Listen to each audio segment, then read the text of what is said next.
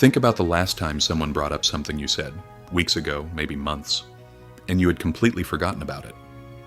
Maybe it was a passing comment at dinner, a joke you threw out in a meeting, a small promise you made on a Tuesday afternoon when you were half distracted and just trying to get through the day. And they remembered it, word for word, detail for detail. That moment and that slightly uncomfortable pause where you realize someone was listening more carefully than you knew. That's not an accident. That's a sign. There was a man named Daniel who worked in a mid-sized marketing firm in Chicago. Daniel was the kind of guy who talked a lot. Friendly, social, always had something to say. He prided himself on being a good communicator, but Daniel had a habit he wasn't aware of. He made small promises constantly, almost reflexively. I'll send that over to you. Let's grab coffee and talk about it. I'll look into that and get back to you by Friday. He never meant to be careless. He just spoke the way a lot of us do, filling the air, keeping things warm, moving the conversation forward. But one day, a colleague named Sandra stopped him in the hallway. She looked him calmly in the eye and said, "Daniel, you told me 3 weeks ago you'd follow up on that proposal. I'm still waiting." Daniel had no memory of saying it. But Sandra did. She remembered exactly where they were standing, what he was wearing, and what he had said almost word for word. In that moment, Daniel realized something that took him a long time to fully accept. People are not just hearing your words. They are storing them, weighing them, waiting to see what you do with them. Here's the psychology behind this. When someone pays attention to you, really pays attention, they engage something called selective memory consolidation. Their brain flags what you say as significant, important enough to hold on to. And the people who do this most consistently are usually the ones who are quietly evaluating you. A manager thinking about your potential, a friend deciding how much to trust you, a colleague figuring out whether you're someone they want in their corner. They're not doing it consciously most of the time. It's instinctive. Human beings are wired to remember the words of people who matter to them, or people they're trying to figure out. So when someone quotes you back to yourself, what they're really telling you, without saying it directly, is, "You matter enough for me to pay attention." That's not pressure. That's information. Now here's where the lesson gets personal. Most people respond to this realization one of two ways. The first way is anxiety, suddenly becoming hyper-aware of every word, second-guessing everything, trying to sound perfect. That path leads nowhere good. You become stiff, calculated, and people can feel the performance. The second way, and this is the one worth choosing, is intentionality, not perfection, intentionality. It means slowing down just enough to mean what you say, to say only what you're willing to follow through on, to treat your words like they have weight, because to the people listening closely, they do. There's a simple practice I want to offer you here. It's not complicated, but it requires honesty. At the end of each day, ask yourself one question. Did I say anything today that I don't intend to back up? Not to punish yourself, not to spiral into guilt, just to notice, to build the habit of alignment, where what you say and what you do move in the same direction. Because here's what Daniel eventually came to understand after that hallway conversation with Sandra changed something in him. He didn't become a man of fewer words overnight, but he became a man who meant his words. He started following through on the small things, the coffee meetings he actually showed up to, the emails he actually sent, the promises he actually kept, and slowly, quietly, something shifted. People began to trust him differently, not because he gave a big speech about integrity, not because he announced he was changing, but because his words and his actions finally started telling the same story. That's what people remember, not your highlights, not your best moments. They remember whether you are someone whose words can be trusted. Your words are either building your reputation or quietly eroding it every single day, whether you're paying attention or not. The people watching you already know which one it is. Speak like it matters, because to them, it already does. Coming up next, sign 2. They mirror your body language without realizing it, and what that tells you about the invisible connection forming between you and the people around you. Chapter 1. They remember everything you say. Think about the last time someone brought up something you said, weeks ago, maybe months, and you had completely forgotten about it. Maybe it was a passing comment at dinner, a joke you threw out in a meeting, a small promise you made on a Tuesday afternoon when you were half distracted and just trying to get through the day, and they remembered it, word for word, detail for detail. That moment, that slightly uncomfortable pause where you realize someone was listening more carefully than you knew, that's not an accident, that's a sign. There was a man named Daniel who worked in a mid-sized marketing firm in Chicago. Daniel was the kind of guy who talked a lot. Friendly, social, always had something to say. He prided himself on being a good communicator, but Daniel had a habit he wasn't aware of. He made small promises constantly, almost reflexively. "I'll send that over to you. Let's grab coffee and talk about it.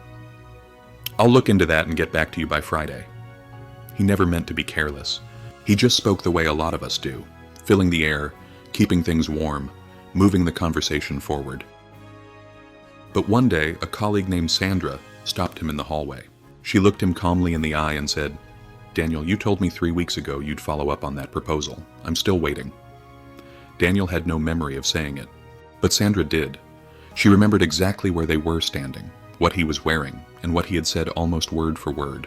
In that moment, Daniel realized something that took him a long time to fully accept. People are not just hearing your words. They are storing them, weighing them, waiting to see what you do with them. Here's the psychology behind this. When someone pays attention to you, really pays attention, they engage something called selective memory consolidation. See, their brain flags what you say as significant, important enough to hold on to. And the people who do this most consistently are usually the ones who are quietly evaluating you. A manager thinking about your potential, a friend deciding how much to trust you, a colleague figuring out whether you're someone they want in their corner. They're not doing it consciously most of the time. It's instinctive. Human beings are wired to remember the words of people who matter to them, or people they're trying to figure out. So when someone quotes you back to yourself, what they're really telling you, without saying it directly, is, "You matter enough for me to pay attention." That's not pressure. That's information. Now here's where the lesson gets personal. Most people respond to this realization one of two ways. The first way is anxiety, suddenly becoming hyper-aware of every word, second-guessing everything, trying to sound perfect. That path leads nowhere good. You become stiff, calculated, and people can feel the performance. The second way, mitos and bus, and this is the one worth choosing, is intentionality. Not perfection, intentionality. It means slowing down just enough to mean what you say. To say only what you're willing to follow through on. To treat your words like they have weight. Because to the people listening closely, they do. There's a simple practice I want to offer you here. It's not complicated. But it requires honesty. At the end of each day, ask yourself one question. Did I say anything today that I don't intend to back up? Not to punish yourself. Not to spiral into guilt. Just to notice. To build the habit of alignment, where what you say and what you do move in the same direction. Because here's what Daniel eventually came to understand. After that hallway conversation with Sandra changed something in him. He didn't become a man of fewer words overnight, but he became a man who meant his words. He started following through on the small things. The coffee meetings he actually showed up to, the emails he actually sent, the promises he actually kept, and slowly, quietly, something shifted. People began to trust him differently, not because he gave a big speech about integrity, not because he announced he was changing, but because his words and his actions finally started telling the same story. That's what people remember, not your highlights, not your best moments. They remember whether you're someone whose words can be trusted. Your words are either building your reputation or quietly eroding it, every single day, whether you're paying attention or not. The people watching you already know which one it is. Speak like it matters, because to them, it already does. Chapter 2.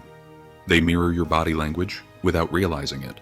Have you ever been in a conversation and noticed, almost without meaning to, that you and the other person were sitting in exactly the same position, both leaning forward, both arms crossed, both tilting your heads at the same angle? It feels like a coincidence, like something small and meaningless, but it isn't. When someone mirrors your body language, they're not doing it on purpose. That's exactly what makes it so revealing. There was a woman named Claire who managed a small team at a nonprofit organization in Seattle. Claire was soft-spoken, thoughtful, the kind of leader who led by listening more than talking. One afternoon, during a team meeting, she noticed something she'd never paid attention to before. Every time she leaned back in her chair, her colleague Marcus leaned back too. Every time she nodded slowly while someone was speaking, Marcus nodded too. At first she thought it was coincidence, but it kept happening. Meeting after meeting, conversation after conversation. So she decided to run a quiet experiment. Mid-sentence, she shifted forward and rested her elbows on the table. 3 seconds later, Marcus did the same thing. She almost laughed out loud. Not because it was funny, because it was so completely unconscious. Marcus had no idea he was doing it, and that told Claire everything she needed to know. He trusted her. He was tuned in. He was, in the most primal and honest way possible, paying attention. Here's what the science tells us about this. Mirroring is a behavior rooted deep in our neurology. It's driven by what researchers call mirror neurons, cells in the brain that fire both when we perform an action and when we observe someone else performing the same action. It's the biological foundation of empathy, of connection, of feeling like you belong with someone. When people mirror you, they are not making a conscious choice. Their nervous system is making it for them, and it only happens when they feel safe, interested, and emotionally connected to you. This is why mirroring is one of the most honest signals a human being can send. You can fake a smile, you can rehearse what to say, you can choose your words carefully. But you cannot easily fake mirroring. It happens below the level of conscious thought. It's your body's way of saying, without words, I am with you. I am tracking you. You matter to me right now. So what does this mean for you? It means that the next time you're in a conversation and you notice someone subtly echoing your posture, your gestures, your pace of speaking, don't brush it off. That's not a coincidence. That's a window into how connected they feel to you in that moment. And it means something else too, something that took Claire a while to fully appreciate. If people are mirroring you, it means you are someone worth mirroring. It means your presence is strong enough, clear enough, grounded enough, that others are unconsciously pulled into your rhythm. That's not a small thing.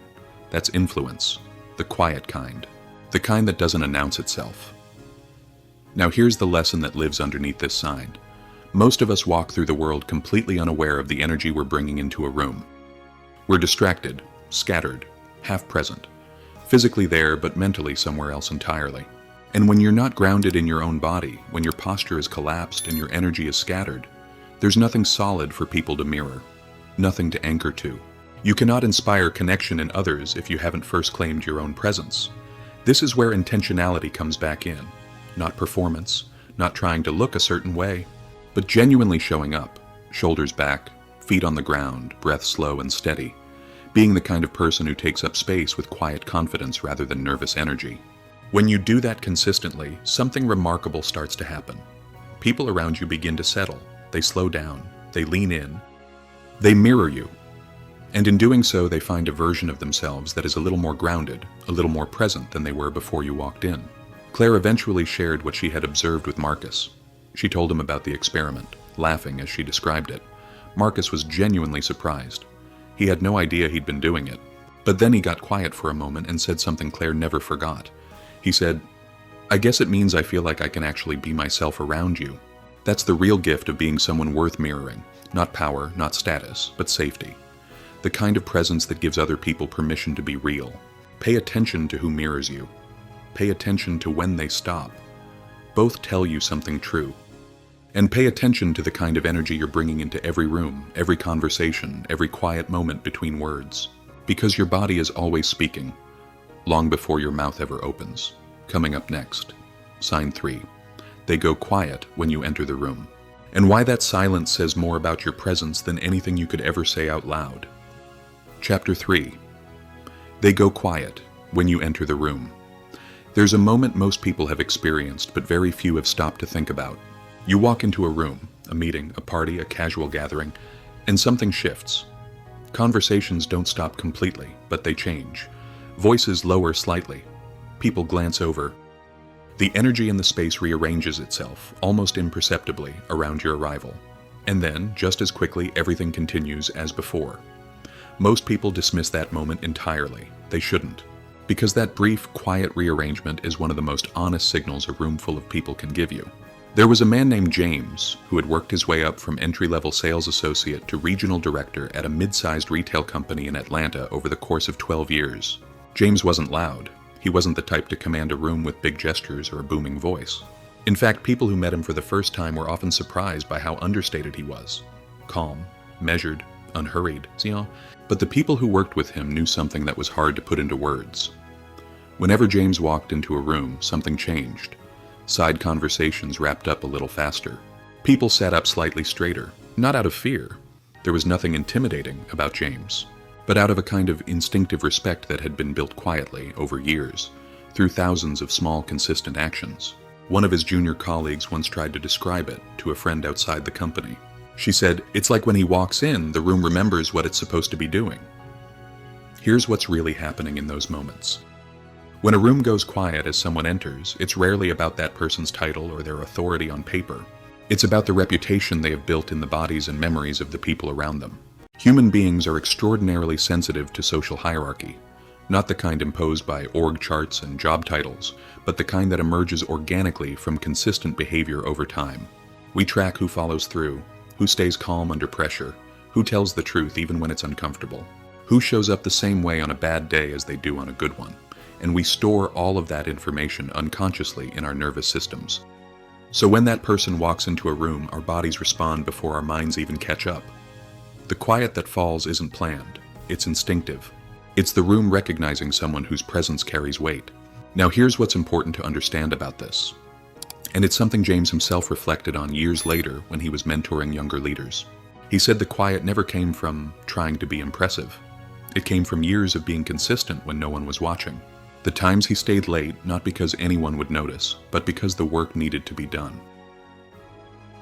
The times he delivered difficult feedback with honesty and care instead of letting things slide because it was easier. The times he admitted he was wrong, clearly directly, without making it a big dramatic moment, and then moved on. Presence isn't something you perform. It's something you accumulate. One honest, consistent, unglamorous action at a time. Most people, when they think about commanding a room, imagine something external, the right outfit, the right opening line, the right confident stride through the door. And while those things aren't meaningless, they are completely hollow without the substance underneath. People can feel the difference between someone who has earned their presence and someone who is performing it. The room knows. The room always knows. So what does this mean for you, practically? It means that the question worth asking isn't, how do I make a stronger entrance? The question worth asking is, what am I building when no one is watching? Because the quiet that falls when you enter a room is just the visible surface of something that was constructed in private. In the moments when you chose to do the right thing even though it cost you something, in the moments when you stayed steady even though everything in you wanted to react, in the moments when you treated people with dignity even when you had every excuse not to. Those moments are the ones that build the kind of presence that changes the temperature of a room. There's a quieter side to this sign worth mentioning too. Sometimes the room goes quiet, not out of respect, but out of wariness. And it's worth being honest with yourself about which one it is. Respect creates a stillness that feels open. People make eye contact, they lean in, they want to include you. Wariness creates a stillness that feels closed. People avoid eye contact. Conversations seem to finish a little too quickly. There's a subtle pulling away. If you pay attention, you can feel the difference. And if you sense the second kind, it's worth sitting with, that honestly, rather than explaining it away. Because that too is information. That too is the room telling you something true. James eventually passed along the most important thing he had learned about presence to the people he mentored. He told them, "Stop trying to be the most impressive person in the room. Start trying to be the most trustworthy one. Impressive fades, trust compounds. The rooms that go quiet for you are the ones where you have consistently chosen trust over impression, substance over style, and integrity over convenience. Build that, quietly, every day. The room will notice before you do." Chapter 4. They test you with small requests first. It starts with something so small you almost don't notice it. A colleague asks if you can pass along a message to someone else on the team. A friend asks if you can hold on to something for them for a few days. A manager mentions almost casually that it would be helpful if you could put together a quick summary of something. Nothing formal, just a rough outline, whenever you get a chance.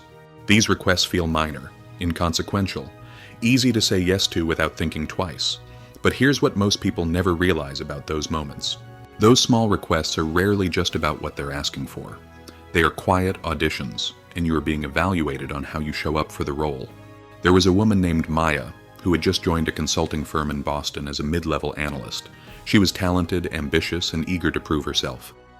In her first few weeks, she noticed that her senior partner, a sharp and quietly intense man named Richard, kept giving her what she privately thought of as throwaway tasks. Small things. Summarize this document, confirm this meeting time, pull together a few data points from last quarter's report. Maya was frustrated. She had come from a demanding graduate program. She had ideas. She wanted to work on the big projects. These tasks felt beneath her. So one afternoon, she did something she later described as one of the most important course corrections of her career. Instead of treating one of Richard's small requests as an afterthought, she treated it like it mattered. She didn't just pull the data points he asked for, she organized them clearly, added brief context for each one, flagged a discrepancy she noticed along the way, and sent it back within the hour with a short note explaining what she had found. 2 days later, Richard stopped by her desk and said, "I'd like you on the Henderson account. I think you're ready for something bigger." Maya asked him later what had changed his mind. He smiled and said, "You showed me how you handle the small things. That told me everything I needed to know about how you'd handle the big ones. Here is the psychological truth underneath this sign. People do not hand trust over in large amounts all at once. They extend it in small increments, testing at each step whether you are someone worth trusting further. This is not manipulation. This is not cynicism. This is deeply human. Think about how you decide whether to trust someone in your own life. You don't hand them your most vulnerable secrets on the first conversation. You share something small and see what they do with it. You ask a small favor and notice whether they follow through. You watch how they handle the little moments, the minor inconveniences, the unremarkable Tuesday afternoon requests. Because those moments, precisely because they carry no obvious stakes, reveal character more clearly than anything else. The big moments in life, the high-pressure situations, the visible challenges, the moments where everyone is watching, those are easy to rise to. Adrenaline helps. Stakes create focus. But the small moments? The small moments reveal who you actually are when no one is paying particularly close attention and nothing dramatic is on the line. And that, more than almost anything else, is what the people watching you most carefully are trying to find out. So what does it look like in practice to pass these quiet tests? It's simpler than most people think. It means treating every request, regardless of how small or routine it seems, as an opportunity to demonstrate the same level of care and reliability you would bring to something big. It means following through completely, not just partially. It means doing it on time, not almost on time. It means bringing a little more than was asked for when you can, not to show off, but because you genuinely care about doing things well. And perhaps most importantly, it means doing all of this consistently. Not just when you're in a good mood, not just when the task feels interesting, but every time, with every person, regardless of whether you think they're watching closely or not. Because the people who are evaluating you most carefully are usually the ones who look the least like they're paying attention. There's a deeper lesson here that goes beyond career advancement or professional reputation. It's about the kind of person you are choosing to become through the accumulation of small decisions. Every time you treat a small request with care, you are reinforcing in yourself the identity of someone who takes their commitment seriously. Every time you cut corners on something minor because you think it doesn't matter, you are reinforcing a different identity, one that will quietly undermine you over time in ways you may not even be able to trace back to their source. Maya thought about Richard's words for a long time after that conversation. And what struck her most wasn't the professional opportunity that had opened up. It was the realization that the version of herself who had almost dismissed that small request, who had almost sent back a hasty, minimal response just to get it off her plate, would have been closing a door without ever knowing it existed. Most of the doors that open in your life will be unlocked by keys you didn't realize you were carrying. And most of those keys are forged in the small moments nobody seems to be watching. Handle the small things well. Every single time. Not because someone important might be watching, but because how you do anything is how you do everything. Chapter 5. They watch how you handle pressure. Nobody tells you this when you're young, but the moments that define your reputation are rarely the ones you see coming. They're not the big presentations you spent weeks preparing for. They're not the planned conversations you rehearsed in the shower. They're the moments that arrive without warning. The project that falls apart the morning it's due. The conversation that turns hostile before you understand what happened. The day when everything goes wrong at once and everyone around you is looking to see what you're going to do next. Those moments are not interruptions to your story. They are the most important chapters of it. And the people around you know this, which is why they watch those moments more carefully than any other. There was a man named Eric who ran a small but well-regarded architecture firm in Denver. Eric was known in his industry for his creativity and his vision, and his team genuinely admired him. But the moment that cemented his reputation, the moment people in his office still talk about years later, had nothing to do with a brilliant design or a major client win. It happened on a Thursday afternoon when the firm learned that a critical structural error had been discovered in a project they had already submitted for approval. The error wasn't catastrophic, but it was significant. It meant weeks of rework, a difficult conversation with the client, and a very public acknowledgement that something had gone wrong. Everyone in the office braced themselves. They had seen leaders in similar situations deflect blame, minimize the problem, or worse, turn on the team members closest to the mistake. What Eric did instead became the story they told about him. He called the team together, looked around the room calmly, and said, "This happened on my watch. I'm responsible. Here's what we're going to do to fix it." No blame, no dramatics, no lengthy explanation of how the error had occurred. Just clarity, ownership, and a plan. The room exhaled. And in that exhale, something solidified, a level of loyalty and trust that no team-building exercise could ever manufacture. Here is what pressure does that nothing else can. It bypasses the carefully constructed version of yourself that you present to the world and reaches directly into who you actually are underneath. When everything is calm and the stakes are low, almost anyone can appear composed, generous, and reasonable. But strip away the comfort, add genuine uncertainty, compress the timeline, raise the stakes, and what's left is character. Raw, unfiltered, impossible to fake. This is why the people who are paying close attention to you are not particularly interested in your best days. They're watching your hardest ones. The psychological term for what Eric demonstrated in that moment is called stress inoculation, the capacity to function at a high level precisely when functioning is most difficult. But what's interesting is that this capacity isn't something you're simply born with or without.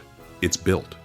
It's built through the small daily practice of choosing your response over your reaction, of pausing, even for just a breath, before the pressure of a moment pulls you somewhere you don't want to go, of developing enough self-awareness to notice when you're starting to operate from fear or frustration rather than from clarity and intention.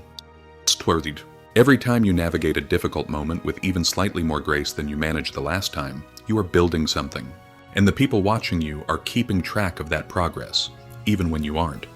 Most people under pressure do one of three things. They freeze, becoming so overwhelmed by the weight of the moment that they can't move forward at all. They flee, physically or emotionally removing themselves from the difficulty rather than facing it. Or they fight, lashing out, assigning blame, letting frustration drive their actions in ways they will later regret. None of these responses are signs of weakness or failure. They are deeply human, but they are also signals, clear, readable signals, that tell the people watching you where your edges are and what happens when you reach them. The alternative, the response that builds trust and commands quiet respect, looks different. It looks like stillness in a moment that calls for panic. It looks like honesty in a moment that calls for spin. It looks like taking responsibility in a moment that makes blame seem like the easier option. It looks like staying focused on solutions when every instinct is pulling toward assigning fault. It doesn't have to be perfect. It doesn't have to be fearless. It just has to be grounded. And grounded, in the middle of genuine pressure, is one of the rarest and most respected things a person can be. Eric's team grew because of what happened that Thursday, not despite it. New talent came to the firm specifically because of the culture that moment helped create. A culture where mistakes were handled with honesty and ownership, rather than fear and deflection. Where the response to difficulty was problem-solving rather than self-protection. One of his senior architects said it plainly in an interview years later. She said, "I've worked for people who were more talented than Eric, but I've never worked for anyone I trusted more, because I've seen how he handles the hard days, and that tells me more than anything else ever could. The people watching you are not waiting for you to be perfect. They are waiting to see if you are real, if you are steady, if you are someone who can be counted on precisely when counting on someone matters most. Pressure will come. It always does. The only question worth asking is not whether you'll be tested. It's who you will decide to be when you are." Chapter 6. They talk about you when you're not there.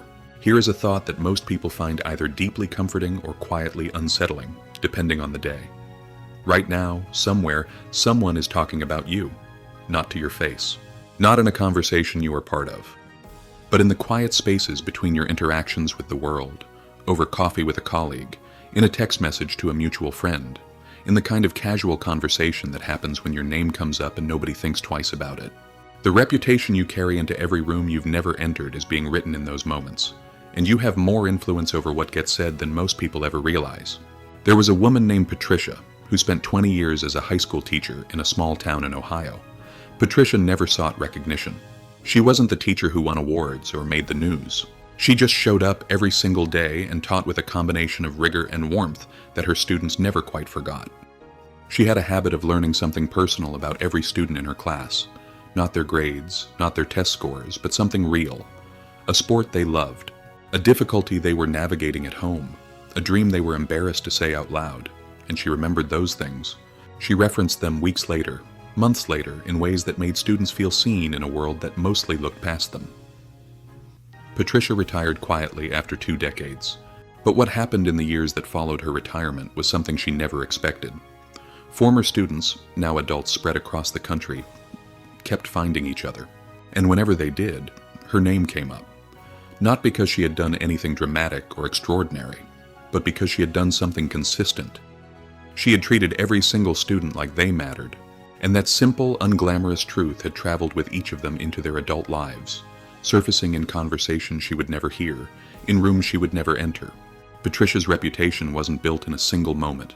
It was built in 20 years of small, consistent human choices, and it outlived her presence in that school by decades. Here is the uncomfortable truth that lives alongside the beautiful one. The conversations happening about you when you're not in the room are completely honest. There is no filter, no performance, no carefully managed impression. When someone talks about you to a third party, they say what they actually think, what their gut tells them, what their experience has shown them, what they genuinely believe about who you are. Those conversations are the truest mirror of your reputation that exists. And unlike the image you see when you look in an actual mirror, this one is assembled by other people, from evidence you provided without knowing you were being observed.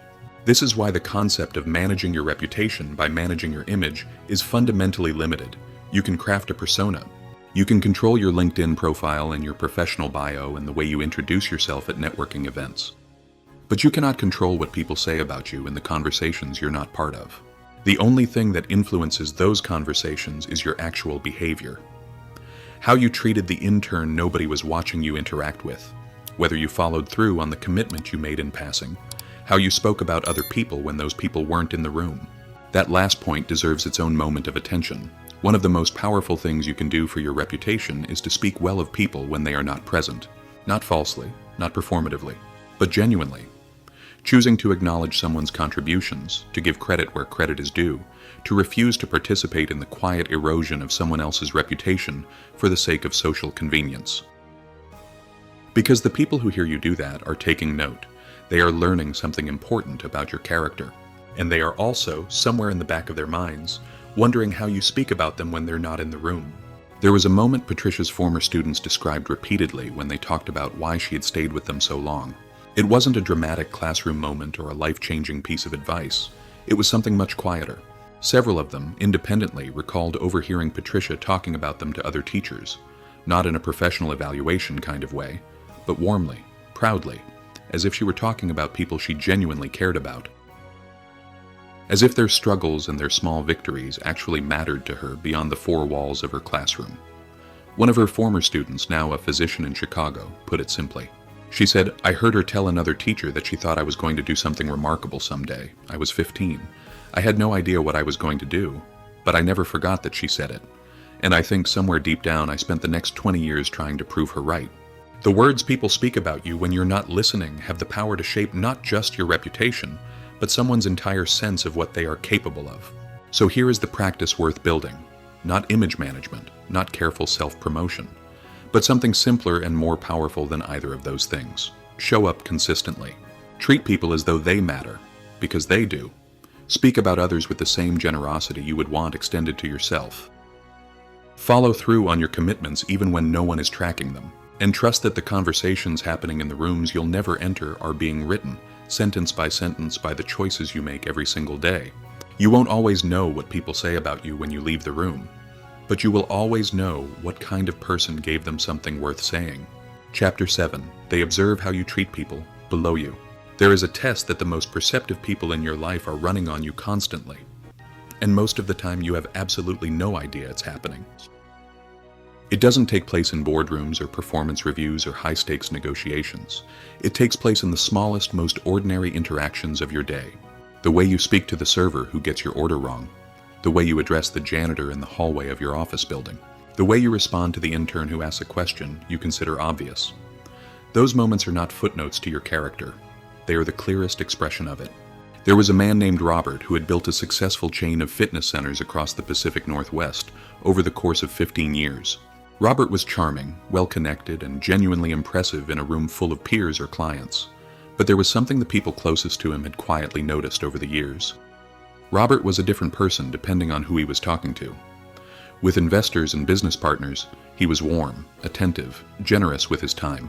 But with the cleaning staff, with the front desk attendants, with the part-time employees who worked the early morning shifts, he was distracted at best, dismissive at worst. He rarely learned their names. He rarely made eye contact. He moved through their presence the way you move through a doorway, without acknowledging that the door exists. For years, this went unnoticed by the people whose opinions Robert cared about most.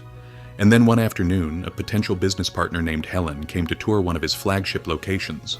Helen was sharp, experienced, and had built her own successful business from the ground up.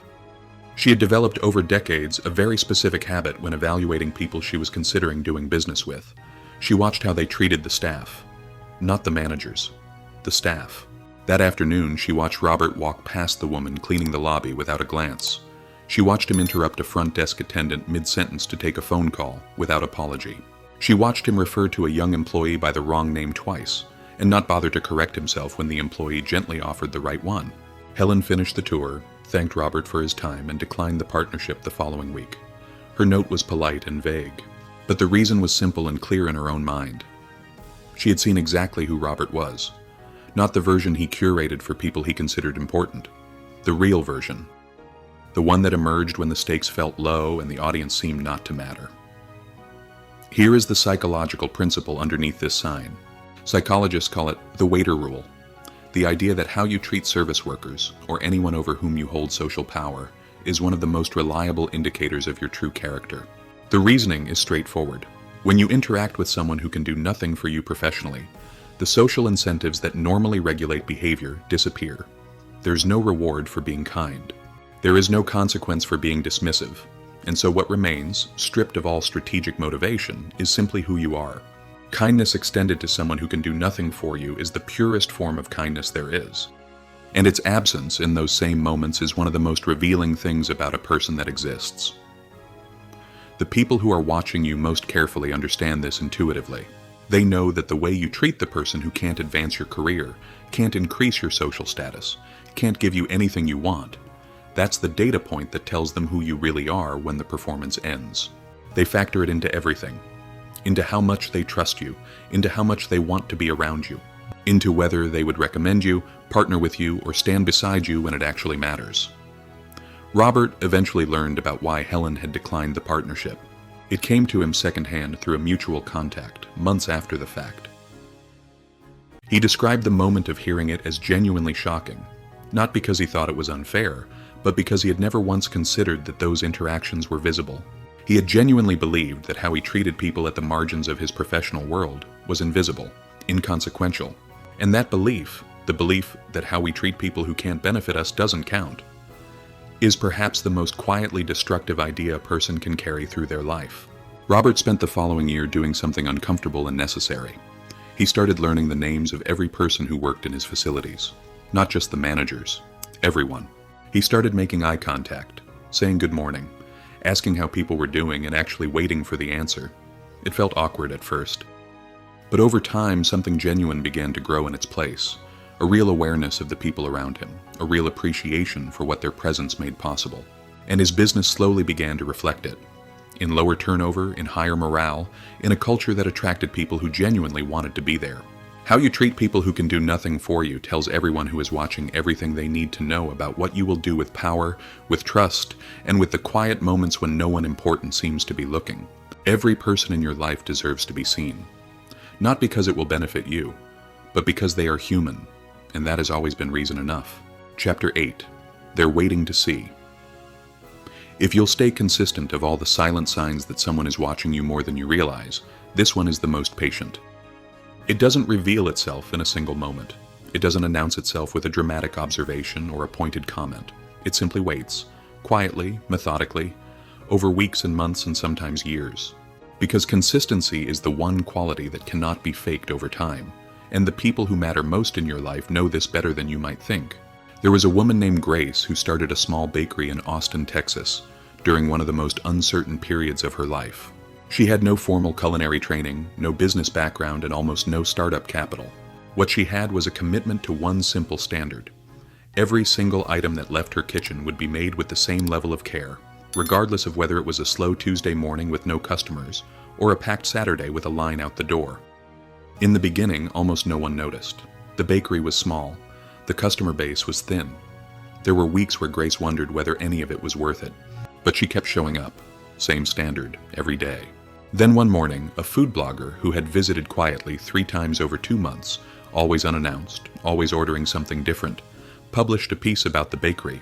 The headline was simple. It said, "This place is exactly the same every single time, and that's the rarest thing in the world."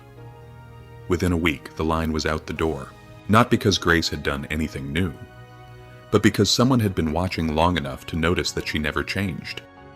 That she was, in a world full of inconsistency, completely and utterly reliable. Here is what most people misunderstand about consistency. They think of it as the absence of growth, as if staying the same means standing still. But that's not what consistency means at all. Consistency means that your values don't shift, depending on who's in the room. It means that your effort doesn't rise and fall based on whether anyone is paying attention. It means that the person you are on your hardest day is recognizably the same person you are on your best one. Talent gets you noticed. Charisma gets you remembered. But consistency is the only thing that gets you trusted. And trust is the only currency that actually compounds over time. The people watching you most carefully are not tracking your highlights. They are tracking your patterns. They are noticing whether you show up the same way when the stakes are low as when they're high. Whether your kindness is a performance or a practice. Whether your ambition is a mood or a commitment. And here is the subtle thing about being watched for consistency. It works in both directions. People notice when you rise to the occasion. But they also notice and they remember far longer when you don't. There was a colleague of Grace's named Tom who had opened a coffee shop around the same time in the same neighborhood. Tom was more naturally gifted than Grace in almost every way. More charismatic, more creative, better at marketing himself and his business. In the first few months, his shop got more attention, more buzz, more foot traffic. But Tom had a pattern that slowly, quietly eroded everything he had built. On good days, his coffee was extraordinary. On bad days, when he was tired or stressed or simply not feeling inspired, it was mediocre. His hours were inconsistent. His staff turnover was high. The experience of visiting his shop depended entirely on what kind of day Tom was having. Within 2 years, Grace's bakery had a loyal following that drove across the city to be there. Tom's coffee shop had closed. The neighborhood had watched both of them. And the neighborhood had chosen. People don't just buy your product, or invest in your work, or choose to be in your life because of what you offer on your best day. They stay because of what you offer on every day. That's the standard that consistency sets, and it's the standard that separates the people who are trusted from the people who are merely admired. So what does it look like to actually build consistency? Not as a performance, but as a genuine practice? It starts with deciding, clearly and deliberately, what your non-negotiables are. The standards you hold regardless of circumstance. The values you live by even when no one is rewarding you for it.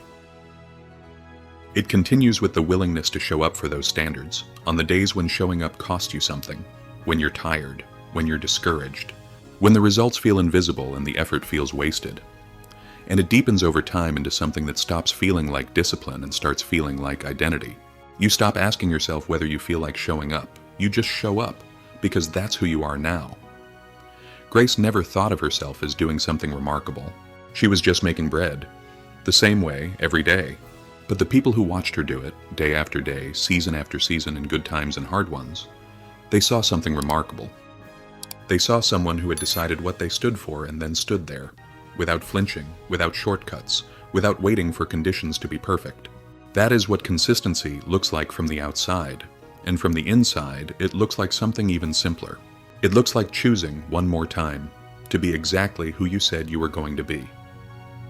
The people watching you are waiting to see if you'll stay consistent, not because they're skeptical, but because they're hoping. They're hoping you're the real thing. They're hoping you're someone they can count on. They're hoping that what they've seen so far is not a performance, but a promise. Show them it is. Not once. Not when it's easy. But every single time in every single room, whether anyone is watching or not. Because someone always is. We've covered a lot of ground together in the last hour. 8 signs. 8 windows into the quiet, careful, often invisible way that the people around you are paying attention to what you do, how you show up, and who you are when you think no one is watching. They remember everything you say. They mirror your body language without realizing it. They go quiet when you enter the room. They test you with small requests first. They watch how you handle pressure. They talk about you when you're not there. They observe how you treat people below you. And they're waiting, patiently, quietly, to see if you'll stay consistent. Every single one of these signs is pointing at the same truth. The life you are living is always being witnessed, and the person you are becoming is always being recorded. Not in any database, not in any file, but in the hearts and memories of every person whose life yours has touched. I want to share something personal before we close. For a long time, I thought reputation was something you built deliberately, something you crafted and managed and projected outward with intention. I spent energy on the visible things, the right words in the right rooms, the carefully considered first impressions, the professional image I thought I was controlling. And then slowly, over years of watching people I admired, and people I learned hard lessons from, I came to understand something that changed the way I moved through the world. Reputation is not what you project. It is what you leave behind in every room, in every conversation, in every small moment where you had the choice to be kind or careless, honest or convenient, present or distracted. The most trustworthy people I've ever known were not the ones who tried hardest to appear trustworthy. They were the ones who simply, quietly, consistently, without fanfare, did what they said they would do, treated people as though they mattered, and showed up the same way on a hard Tuesday as they did on their best day. That's it. That's the whole thing. It's not complicated, but it is demanding. Because it asks you to care about the moments that no one is applauding, to give your best to interactions that carry no obvious reward, to stay consistent when consistency is the last thing you feel like. Here is your challenge for the next 30 days. Not a complicated system, not a long list of things to track and optimize. Just 5 simple commitments. Mean every word you say and follow through on every promise, no matter how small. Pay attention to the energy you bring into every room and choose to make it grounded, not scattered. Do the small things with the same care you would bring to the big ones. Stay steady when pressure arrives. Breathe, pause, and respond from your values rather than your nerves. And treat every single person you encounter today, the colleague, the stranger, the server, the janitor, the intern, as though they are fully, completely, unconditionally worthy of your respect. Do those 5 things for 30 days. Not perfectly, not without stumbling, but consistently. And watch what changes, not just in how people see you, but in how you see yourself. Because here's the thing I believe most deeply about everything we've explored today. The 8 signs we talked about are not really about other people watching you. They are about you watching yourself. About developing the kind of self-awareness that doesn't need an audience. The kind of integrity that doesn't require witnesses. The kind of character that shows up the same way in the light and in the dark, in the spotlight and in the silence. You are always being watched. But more importantly, you're always watching yourself. And the opinion you form of yourself, through the accumulation of every small choice you make when no one is paying attention, is the one that matters most of all. I'll leave you with this. The people in your life, the ones who matter, the ones who are quietly, carefully paying attention, they are not waiting for you to be extraordinary. They are waiting for you to be real, to be steady, to be someone whose words and actions tell the same story, day after day, in the rooms where no one is keeping score. Be that person, not because someone is watching. Be that person because it's who you have decided to become.